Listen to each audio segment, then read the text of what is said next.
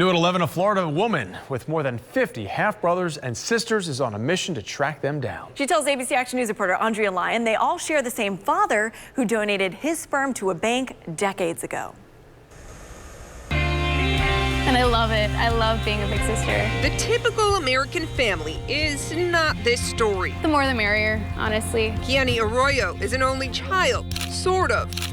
She was what her classmates called Science experiment, or like the test tube baby. She was raised by her two moms, but in her teens grew curious about her donor dad. The search started on social media. Some pictures started showing up of like, oh yeah, this is your brother, this is your sister. First Facebook, then a site called Donor Sibling Registry, where she found dozens of half-brothers and sisters. Including myself, 46. The list has now grown to 52, including 7 in Florida, siblings in Canada, Australia, and New Zealand.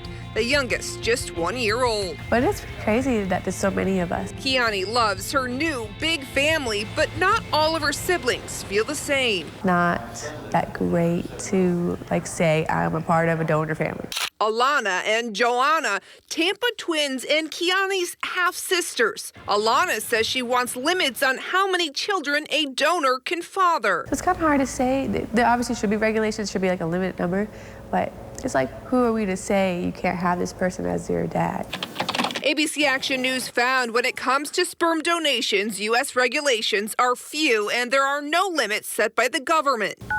They called Zytex Cryo International, headquartered in Atlanta, the sperm bank behind Kiani and her siblings, looking for answers on how so many children could be born from one donor. This is Andrea Lyon with ABC Action News. Zytex wouldn't speak to us on camera, but later admitted it doesn't have accurate information on how many babies are actually born from each donor. I was a little bit surprised, actually, when I heard about your story.